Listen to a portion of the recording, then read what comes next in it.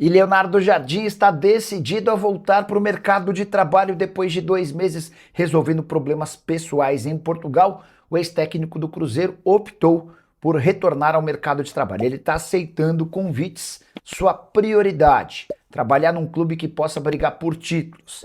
E é basicamente isso que deve afastar a chance de o Vasco contratá-lo. Cruz Maltino que tentou nos últimos dias Renato Gaúcho e Arthur Jorge. Não houve acordo com o Renato Gaúcho por conta da questão salarial. O Arthur Jorge tem uma multa rescisória alta para pagar no Al Rayyan. Relação ao Leonardo Jardim, ex-técnico pode dar preferência ao Cruzeiro? É possível que sim, mas ele não fecha portas para outros clubes. Quero contar que o Flamengo, antes de renovar o contrato com o Felipe Luiz, chegou a cogitar a contratação do Leonardo Jardim. Nesse momento, dá para dizer que o Felipe Luiz não corre risco de demissão, mesmo depois de mais um vice-campeonato da Recopa Sul-Americana. Mas é bom que ele comece a garantir resultados sob o risco de cair na temporada seguinte a um brilhante do ano de 2025. Leonardo Jardim, nesses 2 meses de pausa na carreira, chegou a recusar propostas do Al-Ahly dos Emirados Árabes Unidos e do Olympique de Marselha na França.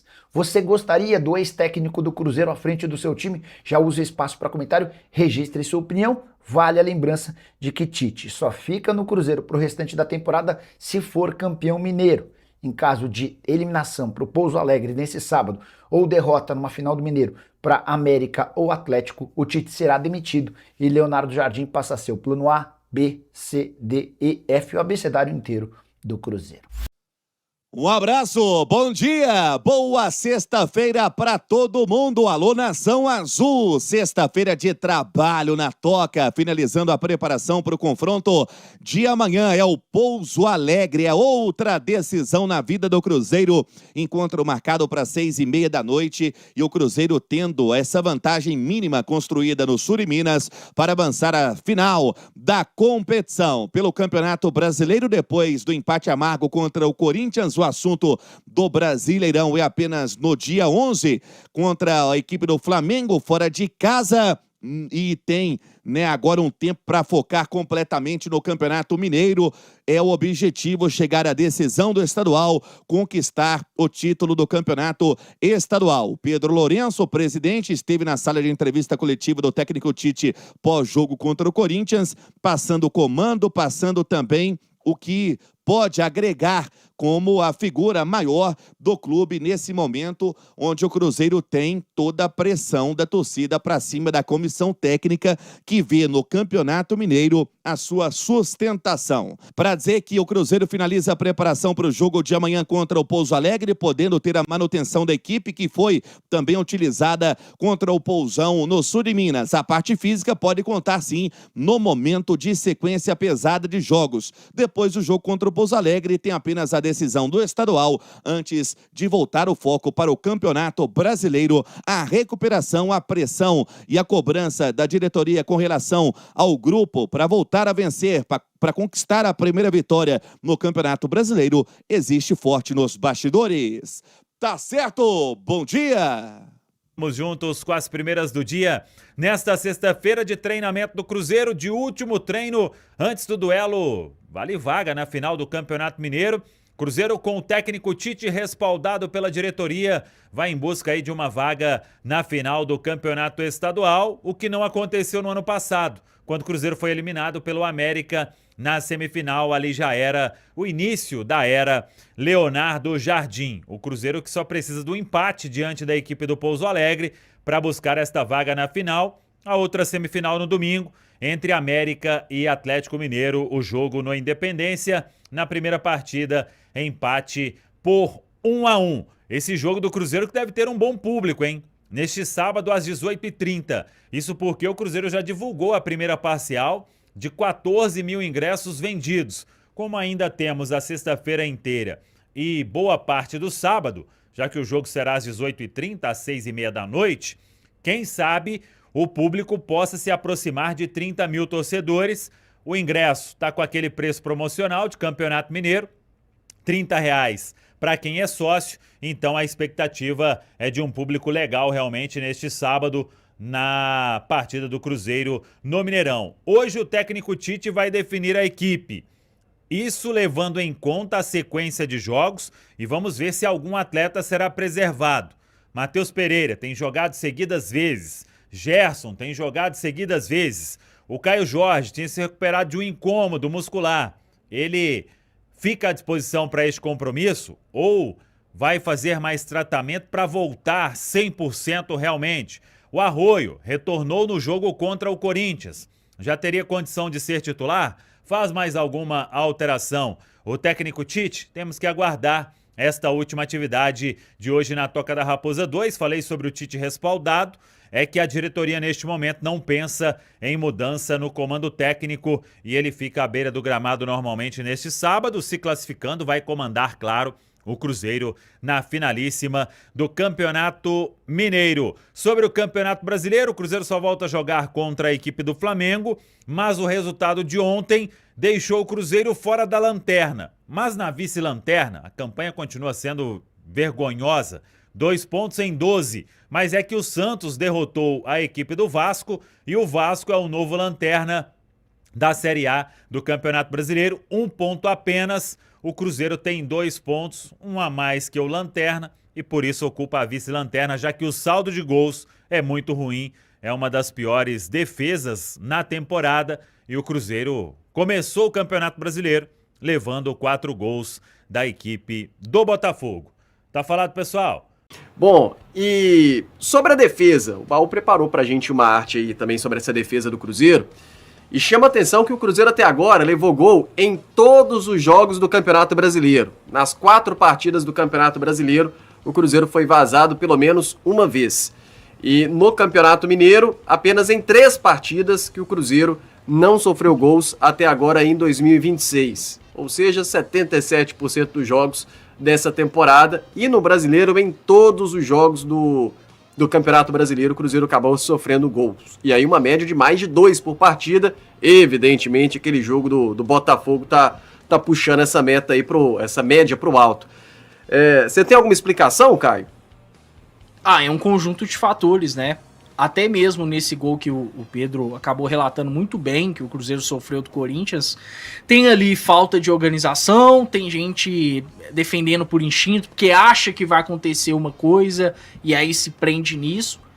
Então, dá pra se dizer que sobra pra todo mundo, né? Não dá pra falar de um jogador em específico. E eu me lembro que aqui na Samuca TV, pelo menos, a gente ponderou muito bem sobre o Vidalba. O Vidalba melhora a defesa do Cruzeiro, sim, mas ele não é o salvador da pátria. Ainda mais pensando numa defesa que tá desajustada. A prova tá aí, né? O Vidalba voltou, mas a defesa do Cruzeiro não parou de sofrer gols. E o Vidalba tá em um nível legal. Então é uma defesa desorganizada, que em muitos momentos defende por instinto. E que cada vez mais, isso me incomoda muito, tá ficando vulnerável na parte emocional. Não é uma defesa que se sente confiante durante todo o jogo. E até o Vidalba falou na zona mista que o Cruzeiro tem tomado muitos gols na reta final das partidas. A impressão dos últimos jogos que a gente tem tido é que na reta final essa defesa tá meio que entrando em pane, achando que a todo momento vai tomar um gol e nisso começa a se perder. Então entra o aspecto emocional também. Acho que hoje o Cruzeiro tem aí a sua linha defensiva principal e que deve ser mantida, né, com o Cássio, com o William. Claro que o William não joga contra o Flamengo pela suspensão, mas enfim, vem de melhores apresentações do que o Fagner, Fabrício Bruno, Vidalba, Kaique. Beleza, a gente já viu esse sistema defensivo ser confiável em algum momento, mas hoje ele não é extremamente vulnerável e me impressiona também um outro ponto, o repertório de gols dos adversários, né? O Cruzeiro ainda toma gol de tudo quanto é jeito, toma gol de bola parada, de bola rolando, de cruzamento. É uma defesa extremamente frágil e passa muito por um ponto que a gente tá batendo na tecla aqui, o coletivo, né? Mas o coletivo impacta nos mais diversos pontos, emocional, de organização e por aí vai. O certo é que hoje essa defesa do Cruzeiro não tem como a gente confiar. E tem até no Central da Toca, com Tite, Cruzeiro sofre mais de 80% dos gols no segundo tempo. Sintomático, né? Muito claro dessa questão que o Caio falou, né? Assim, do aspecto mental. Mas quando você olha para o Cruzeiro que já sofreu gol de todos os tipos, como o Caio falou, escanteio, falta, bola rolando, transição, ataque do adversário mais posicionado, assim, tem um problema coletivo. A gente tinha a esperança de que o Vidalba voltasse, e pra mim, é claro que o Campeonato Brasileiro é o mais importante, mas pra mim, olhar ali e ver que o Cruzeiro tem 8 gols sofridos no Campeonato Mineiro é assustador.